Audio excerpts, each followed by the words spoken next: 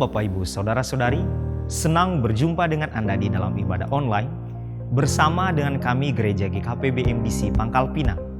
Bila ibadah ini telah menjadi berkat bagi Anda, silakan Bapak Ibu, Saudara-saudari untuk membagikan ibadah ini kepada keluarga, teman, atau kerabat Anda. Berikut MDC News.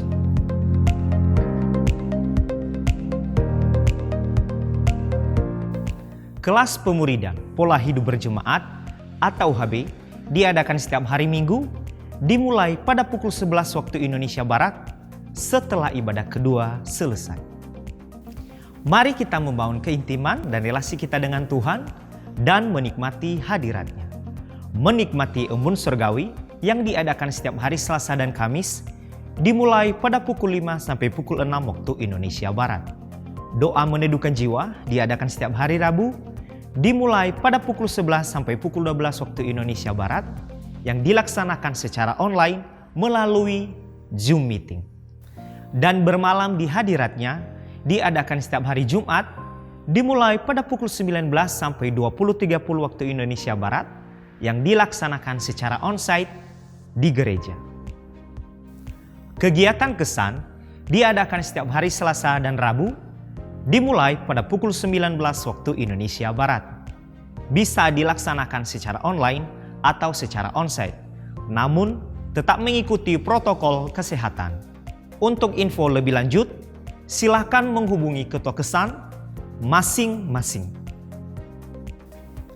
Bagi Bapak, Ibu, Saudara-saudari yang akan memberikan persembahan umum, persembahan persepuluhan dan persembahan misi, dapat mentransfernya ke rekening BCA dengan nomor 041 5675 777 atas nama Gereja Kristen Perjanjian Baru dan ke rekening Mandiri dengan nomor 169 001 0607 080 atas nama Gereja Kristen Perjanjian Baru, atau scan QR Code dengan menggunakan aplikasi digital yang tertera di layar.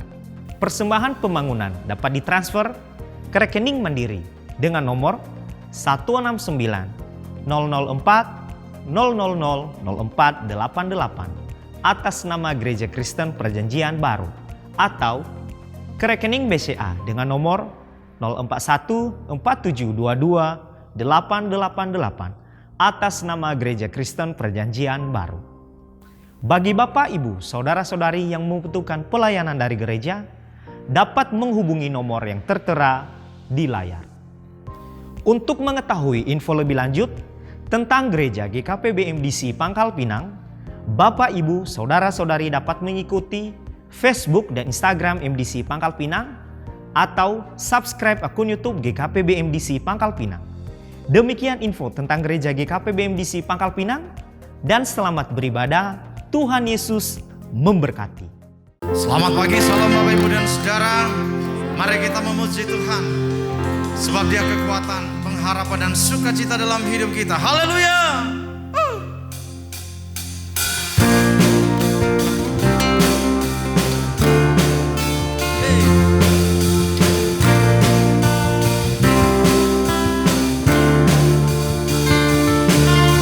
Sebab Engkau Tuhan kekuatan kami, dan hanya kepadamu kami berharap. Haleluya.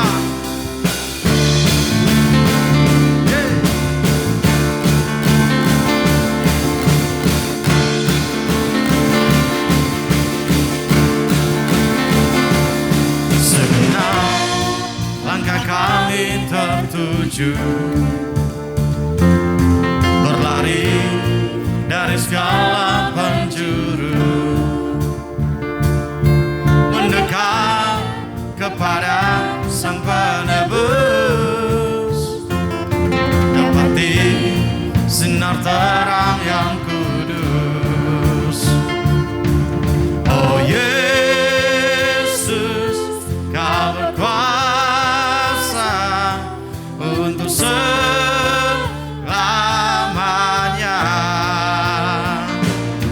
Kami agungkan nama-Mu, pembebas segala belenggu.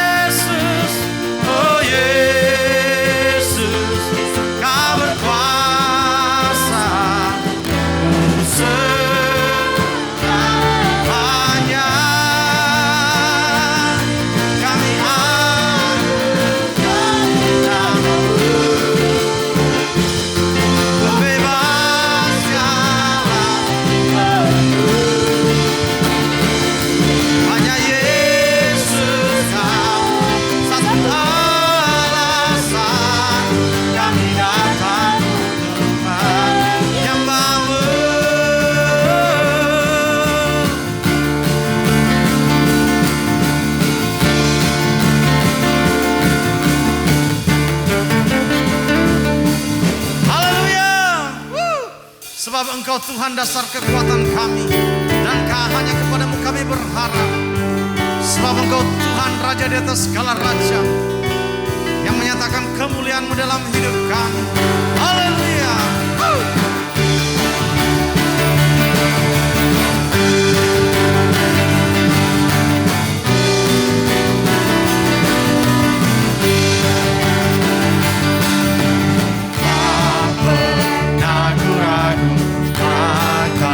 Kesetiaan-Mu, Kau pegang hidupku. Sepenuh jiwaku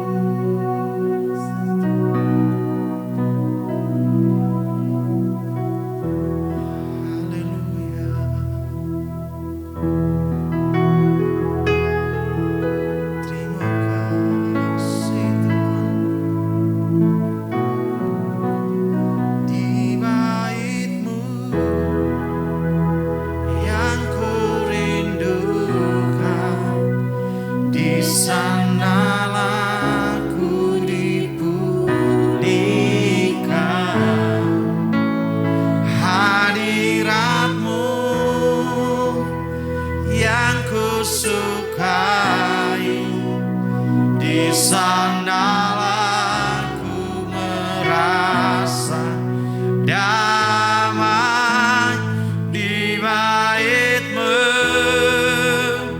yang kurindukan. Di sanalah ku dipulihkan.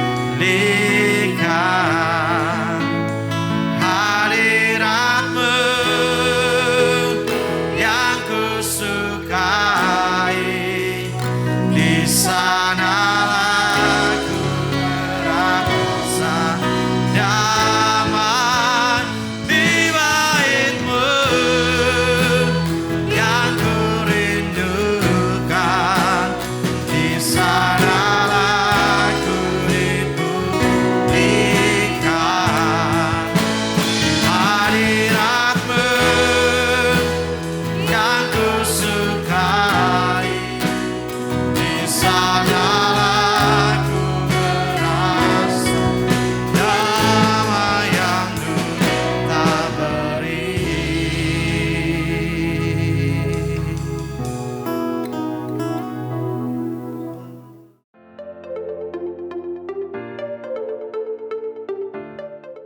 Salam, Ibu Bapak, Saudara-saudari yang saya kasihi di dalam Kristus Yesus Tuhan kita. Kembali kita berjumpa di dalam ibadah kita minggu keempat dari bulan Juli ini, di mana topik dari khotbah pada minggu ini adalah kehadiran-Mu lebih dari segalanya. Your presence is more than anything else. Saudara-saudari yang saya kasihi dalam Tuhan, setiap pribadi pasti memiliki prioritas yang dipandang utama di dalam kehidupannya. Apa yang dipandang seseorang sangat berharga, itulah yang menjadi prioritas dan fokus hidupnya. Segala hal yang lain akan dikesampingkan untuk mengejar dan menemukan apa yang dipandangnya mulia, berharga, dan lebih daripada yang lain. Waktu, tenaga, pikiran, dan perasaan, bahkan rela mengorbankan segalanya hanya untuk mendapatkan apa yang dipandangnya mulia dan berharga. Dalam dunia yang serba modern dan canggih ini ada banyak hal yang ditawarkan dan disajikan yang sangat menggoda dan menggiurkan, terlebih karena cara mendapatkannya tidak terlalu susah atau sulit. Dalam keadaan demikian, seringkali perhatian kita dapat terarah atau fokus kepada hal-hal yang demikian, sehingga tujuan hidup kita sesungguhnya sebagai orang percaya kepada Kristus dengan mudahnya tergeser dan tersingkirkan. Ya, tadinya kita berkomitmen untuk taat dan setia mengikut Yesus. Kita rindu menikmati kerajaan surga, tetapi karena tawaran-tawaran dunia yang menggiurkan, maka semua itu menjadi hilang lenyap. Suatu kali Yesus bercerita tentang perumpamaan tentang harta terpendam dan mutiara yang berharga kepada para murid-muridnya. Sebagaimana yang ditulis dalam Matius 13 ayat 44 sampai 46. Dikatakan hal kerajaan surga itu seumpama harta yang terpendam di ladang, yang ditemukan orang lalu dipendamkan lagi. Oleh sebab sukacitanya, pergilah ia menjual seluruh miliknya, lalu membeli ladang itu. Demikian pula hal kerajaan surga itu seumpama seorang pedagang yang mencari mutiara yang indah. Setelah ditemukannya mutiara yang sangat berharga, ia pun pergi menjual seluruh miliknya, lalu membeli mutiara itu. Waktu berbicara dengan murid-muridnya, Yesus menjelaskan bahwa kerajaan surga itu seperti harta yang terpendam di ladang. Sebagaimana yang dicatat dalam ayat 44. Pada zaman Yesus, orang-orang Yahudi lebih suka menginvestasikan uangnya dalam bentuk barang berharga seperti emas, perak, dan lain-lain daripada menginvestasikan uangnya untuk membeli rumah. Di Palestina sering terjadi perang, karena itu mereka sering berpindah-pindah sehingga kurang efisien jika harus menghabiskan uang untuk membeli rumah. barang berharga tersebut tidak disimpan di rumah karena takut ketahuan atau mudah diambil orang. Karena itu, biasanya sang pemilik akan menyembunyikannya di ladang mereka, sehingga tidak mudah diketahui atau diambil oleh orang lain. Barang-barang tersebut umumnya dimasukkan di dalam sebuah guci karena lebih aman, lalu dikuburkan di dalam tanah. Pemilik tersebut akan membuat sebuah tanda di mana letak harta tersebut, sehingga sewaktu-waktu apabila ia ingin mengambil atau memindahkannya ke tempat lain, ia dengan mudah menemukannya. Namun yang jadi persoalan adalah kalau sang pemilik itu akhirnya meninggal dunia, maka harta tersebut akan berada selamanya di dalam ladang tersebut karena tidak ada seorang pun yang tahu keberadaannya. Namun suatu hari tanpa disengaja seseorang menemukan harta tersebut. Orang yang menemukan harta tersebut bukan pemilik ladang itu. Karena itu ia mengembalikan harta tersebut di tempat semula. Mengapa ia tidak langsung membawa harta tersebut ke rumahnya? Mengapa ia kembali memendamkan dan menguburkannya kembali? Hal ini karena adanya hukum Yahudi yang berlaku. Apabila seseorang menemukan sesuatu yang berharga di ladang orang lain, maka secara hukum ia harus menyerahkan sesuatu yang berharga itu kepada pemilik ladang atau keluarga dari pemilik ladang tersebut. Tetapi apabila ia ingin memiliki harta tersebut, maka pertama-tama yang harus dilakukannya adalah membeli ladang tersebut sehingga ia menjadi pemilik yang sah dari harta tersebut. Karena itu orang tersebut dengan hati yang penuh sukacita, ia kembali ke rumah, menjual segala yang dimilikinya, lalu dengan uang tersebut ia membeli ladang itu. Dengan demikian, di mata hukum Yahudi, ia menjadi pemilik yang sah dari ladang itu, termasuk harta yang terpendam di dalamnya. Hal kerajaan surga itu juga seumpama seorang pedagang yang mencari mutiara yang indah. Ketika ia menemukannya, ia rela menjual segala yang dimilikinya untuk dapat membeli mutiara yang berharga itu. Pada zaman Yesus ada hal yang biasa jika seseorang pedagang rela menjual harta miliknya demi mendapatkan sebuah mutiara yang sempurna, yang amat berharga.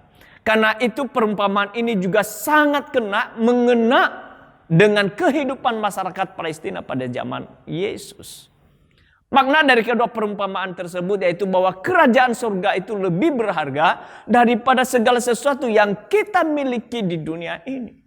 Kerajaan surga itu patut untuk dicari. Dan ketika kita menemukannya akan membawa sukacita besar bagi kita yang menemukannya. Dalam menjalani kehidupan ini, apa yang menjadi prioritas utama kita? Banyak orang lebih senang menghabiskan hidupnya untuk mencari kesenangan duniawi, kenikmatan duniawi, popularitas, sibuk menimbun pundi-pundi harta benda, dan sebagainya. Daripada mencari kerajaan Allah. Sebagai orang percaya, apa yang kita cari saat ini? Firman Tuhan katakan dalam Matius 6 ayat 33. Tetapi carilah dahulu kerajaan Allah dan kebenarannya, maka semuanya itu akan ditambahkan kepadamu. Carilah Tuhan dan lakukanlah firman-Nya. Jadikanlah ia harta yang terpendam dan mutiara yang berharga dalam hidup kita. Mengapa kita mengutamakan mencari kerajaan Allah? Karena pertama, kerajaan Allah merupakan harta yang tak ternilai harganya, yang patut diinginkan melebihi dari segala sesuatu. Semua orang pasti memiliki tujuan yang hendak dicapai di dalam hidupnya. Ada yang ingin menjadi kaya atau hidup berkecukupan, berhasil dalam studi, bisnis lancar, atau menempati jabatan atau posisi penting di sebuah instansi, dan masih banyak lagi. Untuk mencapai tujuan itu, orang berjuang dan berusaha sedemikian rupa karena tahu bahwa hasil yang akan diperoleh ditentukan oleh usaha dan kerja keras yang dilakukan. Semakin giat orang berusaha, semakin dekat kepada tujuan.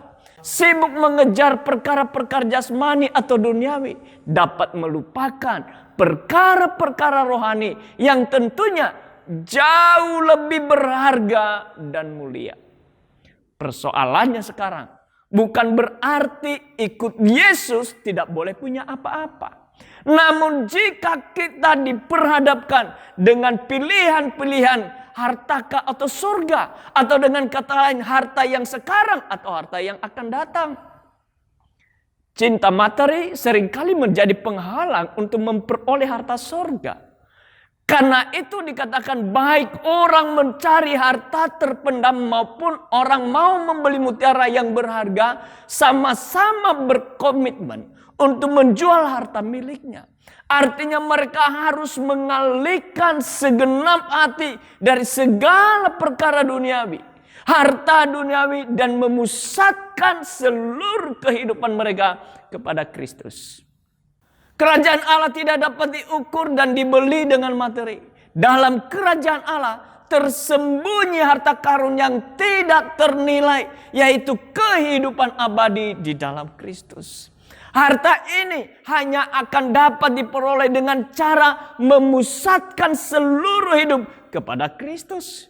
Dalam relasi yang intim dengan Allah, seseorang akan memahami bahwa keintiman tersebut melebihi kemewahan dan kenikmatan apapun yang pernah ditawarkan dunia kepada manusia. Keintiman dengan Tuhan adalah persekutuan pribadi dengan Tuhan di dalam hadiratnya, yang melibatkan tubuh, jiwa, dan roh yang berserah dan menjadi miliknya dalam kehendaknya. Bila kita sadar akan kehadiran Allah yang maha mulia dalam lubuk jiwa kita, maka kita tidak akan mencari kesia-siaan dunia ini, melainkan akan mencari harta tak terperikan itu yang menunggu kita. Dahulu para pertapa mencari gua-gua di gunung-gunung atau mencari kesunyian padang gurun untuk mencari Allah. Kini kita dapat mencari Allah dalam gua hati kita, dalam kesunyian kamar kita, tanpa televisi, telepon, dan lain-lain. Sayang, banyak umat Tuhan belum menyadari pentingnya perjumpaan dengan Allah itu. Perjumpaan dengan Allah itu memberikan kepada kita kekuatan untuk menghayati panggilan kita sebagai seorang Kristen di tengah-tengah dunia ini. Saudaraku yang kekasih dalam Tuhan, seseorang yang mengerti dan mengenal bahwa kerajaan Allah atau kerajaan surga adalah harta yang tak ternilai atau tak tertandingi oleh apapun, akan menempatkan Tuhan sebagai prioritas utama dalam kehidupannya. Ia akan terus membangun hubungan yang intim dengan Tuhan. Hubungan kita dengan Tuhan tidak seperti hubungan yang kita jalin dengan orang lain. Tuhan adalah Bapa penyedia, penebus, penasihat kita. Selain itu banyak peran lain yang juga Dia perankan dalam hidup kita, baik pelindung dan tempat peneduhan kita. Banyaknya peran yang dijalankan Tuhan ini membuat kita menyadari betapa erat dan dekatnya hubungan kita dengan Dia. Agar hubungan tersebut semakin dekat dan melekat, diperlukan usaha untuk menjaga dan merawatnya. Salah satu cara untuk membantu memelihara dan menumbuhkan ikatan yang kuat dengan Tuhan adalah dengan meneladani setiap karakter dan kepribadian Tuhan, khususnya cinta kasihnya yang tulus. Kunci utama agar selalu mengalami keintiman dengan Tuhan adalah keterbukaan dan meminta pengampunan. Tidak ada hubungan yang akan bekerja dengan baik tanpa memiliki hati yang mengampuni. Tidak seperti jalinan hubungan antara kita dengan orang lain. Jalinan hubungan antara kita dengan Tuhan hanya membutuhkan satu sisi pengampunan. Kita adalah satu-satunya pihak yang membutuhkan pengampunan dari Tuhan. Dia yang bersedia menyambut kita yang berdosa ini, menggambarkan kepeduliannya atas kita. Jadi tanggung jawab kita adalah untuk meminta dan menerima pengampunan dari Tuhan. Yang kemudian mengasihi Tuhan lebih dari segalanya. Allah adalah kasih. Dia menunjukkan betapa kasihnya bagi kita ketika Dia mengorbankan anaknya yang tunggal demi keselamatan kita. Sebagai ucapan terima kasih, sudah sepatutnya kita menunjukkan kasih kita kembali kepada Tuhan lewat ibadah kita dengan menuruti segala perintahnya dan memberitakan tentang kasih setia Tuhan yang besar. Saat Tuhan sudah menginvestasikan begitu banyak hal di dalam hidup kita, saat itulah kita perlu mengucap syukur, menginvestasikan waktu bagi Dia. Kemudian bertekun dalam doa. Doa memungkinkan kita untuk semakin dekat dengan Tuhan. Bisa dikatakan bahwa doa adalah jembatan penghubung antara kita dan Dia, dan memungkinkan kita untuk berkomunikasi secara langsung dengan Tuhan dan mendengar isi hatinya kepada kita. Karena Tuhan tidak hadir secara fisik, maka doa menjadi media yang bisa kita gunakan untuk membangun hubungan dengannya. Percaya dengan iman. Tuhan sudah terlebih dahulu percaya kepada kita sebelum kita percaya pada diri kita sendiri. Bahkan saat kita berpikir bahwa kita telah mencapai titik balik mengikuti jalannya, Dia selalu menunggu kita. Kita harus percaya bahwa segala hal yang Dia percayakan bagi kita adalah untuk kepentingan kita sendiri. Satu-satunya cara untuk menunjukkan iman kita kepadanya adalah dengan menanggapi dan mengerjakan panggilannya melalui hidup kita. Pengampunan, kasih, dan doa serta iman adalah kunci utama untuk mengalami keintiman bersama Tuhan. Jika hari ini Anda masih belum menghidupi hal ini, mintalah agar Tuhan menuntun Anda setiap harinya. Bacalah firman-Nya, renungkan hal itu, dan dengarkan isi hati Tuhan lewat doa Anda. Bagian kedua adalah kerajaan Allah hanya dapat diperoleh dengan mengorbankan segala sesuatu yang menghalangi kita untuk menjadi anggota kerajaan itu. Untuk sesuatu yang dirasa sebagai yang paling berharga dalam hidup, sudah pasti diusahakan, diperjuangkan agar harta berharga itu bisa menjadi milik. Dan yang berharga itu bisa saja keluarga, jabatan, kuasa, harta, kekayaan, uang, dan lain-lain. Dengan berbagai cara banyak hal bisa dikorbankan, bahkan bisa ditinggalkan, asalkan dapat meraih atau memperolehnya. Orang mempertaruhkan segala-galanya. Yesus mengarahkan kita bukan pada kekayaan, bukan kepada kenyamanan hidup, tetapi kepada kerajaan surga. Kerajaan Allah atau kerajaan surga adalah sesuatu yang sangat bernilai penting dalam hidup kita. Bagi kita sebagai orang percaya, yang penting dalam hidup kita adalah Kristus itu sendiri. Bukan harta kekayaan dunia, bukan kedudukan atau jabatan, bukan popularitas atau kepandaian dan lain-lain. Yang penting dan berharga dalam hidup kita adalah Kristus sendiri melalui firman dan teladan hidupnya pada kita. Dan supaya kita bisa memiliki Kristus dan kehidupan yang kekal di surga itu, segalanya dikorbankan agar harta terpendam dan mutiara yang berharga itu menjadi milik kita. Kita mengorbankan segalanya dan menjual harta milik kita untuk memperoleh harta terpendam dan mutiara berharga. Dan bukan sebaliknya, menjual harta terpendam dan mutiara berharga itu. Marilah kita fokuskan hidup kita kepada Tuhan agar kita bisa memiliki harta terpendam dan mutiara yang berharga yang Tuhan telah siapkan bagi kita semua di dalam Yesus Kristus. Yesus adalah teladan sejati di dalam segala sesuatu.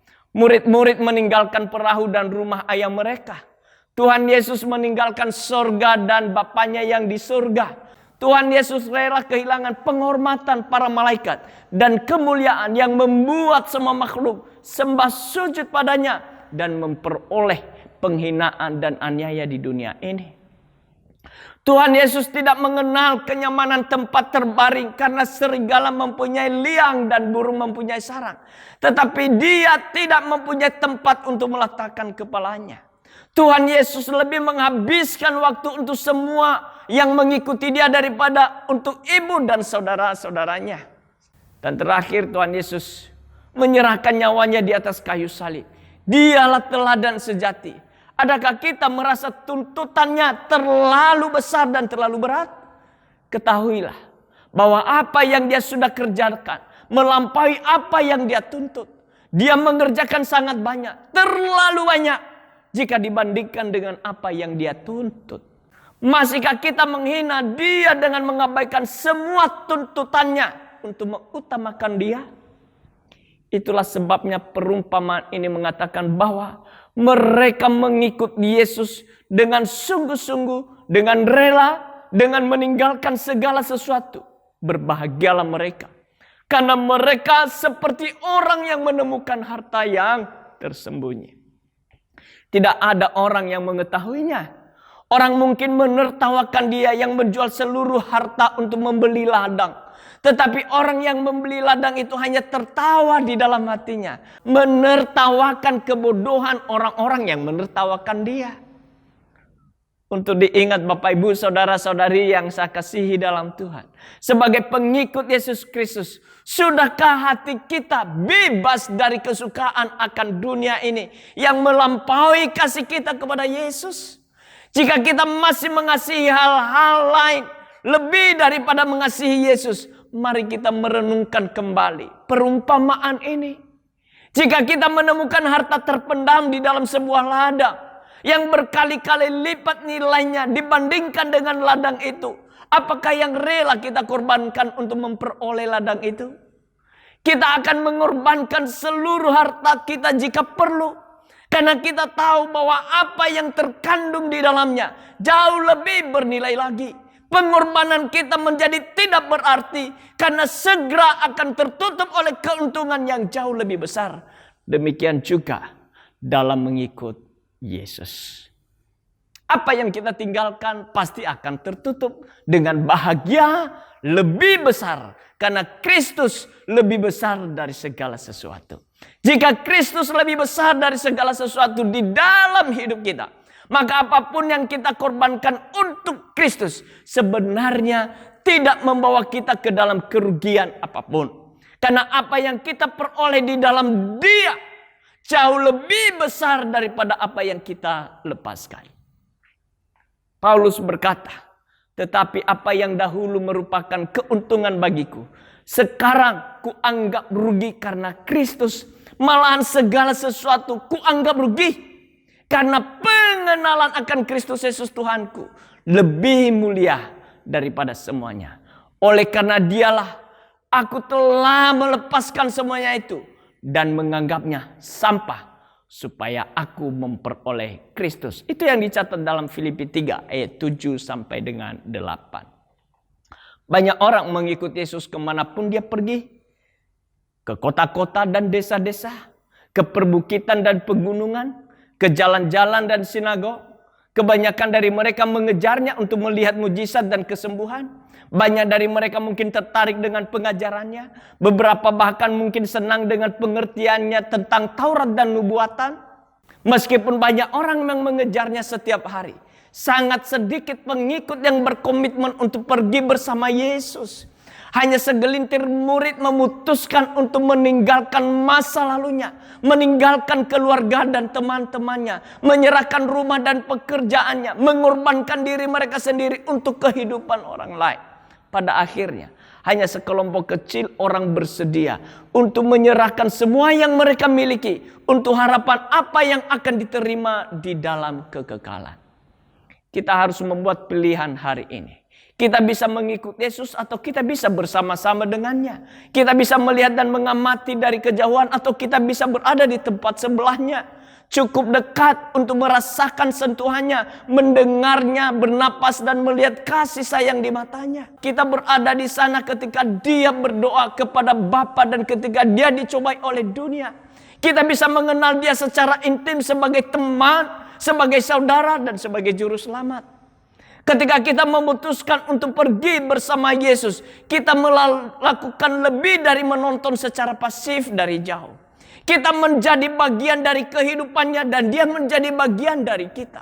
Ada harga untuk mengikut Kristus. Tapi ada juga berkat seringkali Terlama kita melihat pada apa yang harus kita bayar, yang harus kita serahkan, namun terlalu sedikit memberi waktu perhatian dari apa yang telah Allah berikan sebagai keuntungan yang kekal di dalam hidup kita. Kita berkonsentrasi kepada kesulitan, masalah, perjuangan pribadi atau penderitaan yang intens. Semestinya kita harus fokus pada apa yang telah Dia berikan kepada kita. Kita memiliki hidup yang kekal. Allah telah menjanjikan pada kita masa depan yang kekal setelah waktu singkat di bumi ini. Rahmat dan pengampunannya yang melayakkan kita menjadi miliknya. Allah telah merencanakan hidup damai sejahtera dan sempurna bagi kita. Dia selalu menyertai di setiap musim hidup kita. Tidak ada yang terjadi pada kita bila hal itu tidak mendatangkan kebaikan atas hidup kita. Dia memberi kita kekuatannya, kekuasaannya, dan otoritasnya. Ia melindungi kita dari musuh sehingga kita tidak akan jatuh dan menjadi gagal.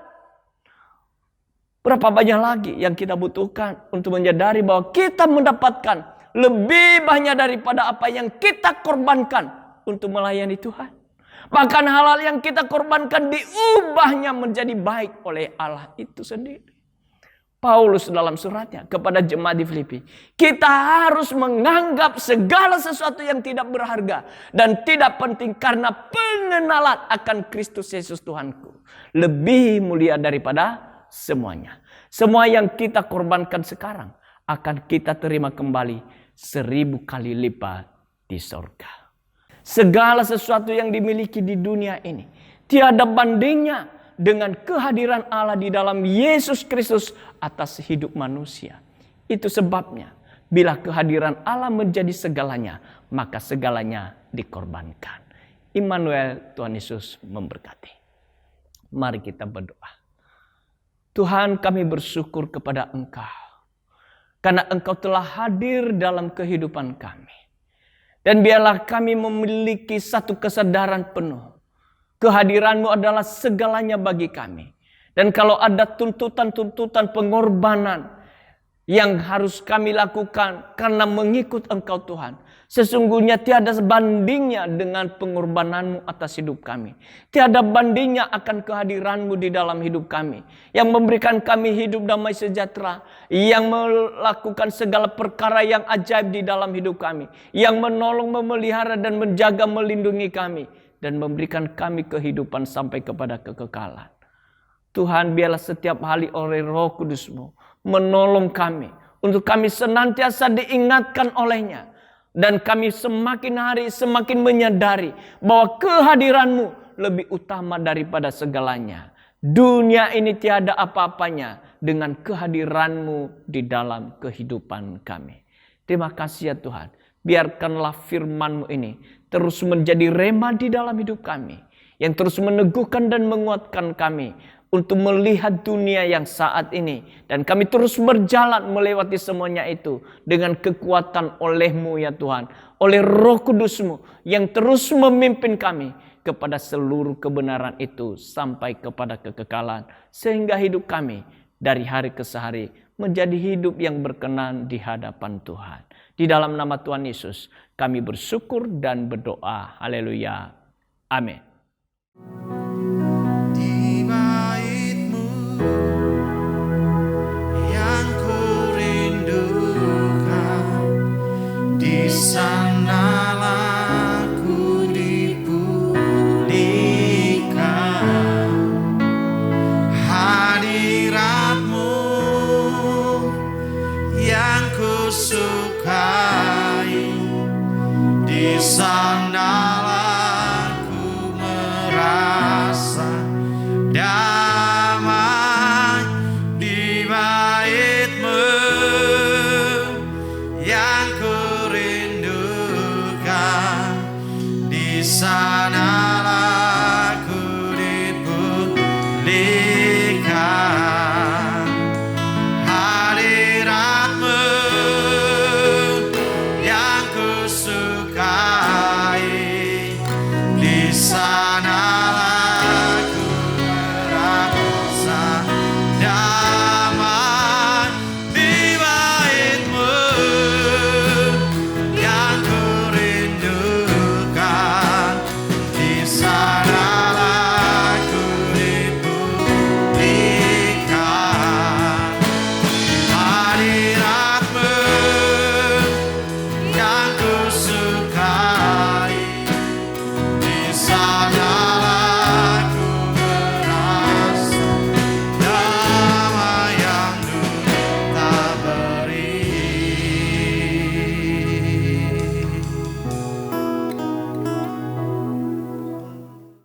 Mari kita akhiri ibadah kita. Terima kasih ya Tuhan buat hari ini. Buat segala anugerah-Mu, kesempatan yang Tuhan berikan kepada kami. Untuk kami beribadah ya Tuhan. Menaikkan puja-puji kami kepada Engkau dan seluruh sembah sujud kami. Kami berterima kasih kesempatan yang baik ini ya Tuhan. Terima kasih ya Tuhan karena kesempatan yang Tuhan berikan bagi kami untuk membawa kurban syukur. Dari sebagian berkat-Mu yang telah kami terima daripada Engkau dan telah kami nikmati. Terima kasih buat kebenaran firman-Mu. Di mana Engkau masih berbicara kepada kami. Dan Engkau menyadarkan kami akan kehadiran-Mu atas hidup kami, bahwa kehadiran-Mu lebih daripada segalanya. Kami akan segera mengakhiri ibadah ini. Dan kami akan melanjutkan setiap aktivitas kami. Kami percaya Allah yang hidup. Dengan segala anugerah-Mu bagi kami, Engkau selalu menyertai dan memberkati kami. Dan karenanya kami mengarahkan seluruh hidup kami kepada Engkau. Dan mengangkat kedua belah tangan kami. Jemaat Tuhan, mari angkat kedua belah tangan-Mu. Allah yang hidup memberkati engkau. Dengan berkat dari Allah Bapa yang mengasihi engkau di dalam Kristus Yesus Tuhan kita. Dan yang telah mempersekutukan dirinya. Dengan memberikan engkau pribadi Roh Kudus untuk menuntun, memimpin kepada seluruh kebenaran. Sehingga engkau hidup dalam damai sejahtera dan di dalam sukacita. Dan segala sesuatu yang engkau lakukan, dibuatnya engkau berhasil dan beruntung. Tuhan memberkati engkau dan melindungi engkau. Tuhan menyinari engkau dengan wajahnya dan memberikan engkau kasih karunia-Nya. Tuhan menghadapkan wajahnya kepadamu dan memberikan engkau damai sejahtera. Hari ini sampai untuk selamanya. Di dalam nama Tuhan Yesus Kristus yang diberkati Tuhan berkata bersama. Amin. Selamat hari Minggu. Tuhan Yesus memberkati.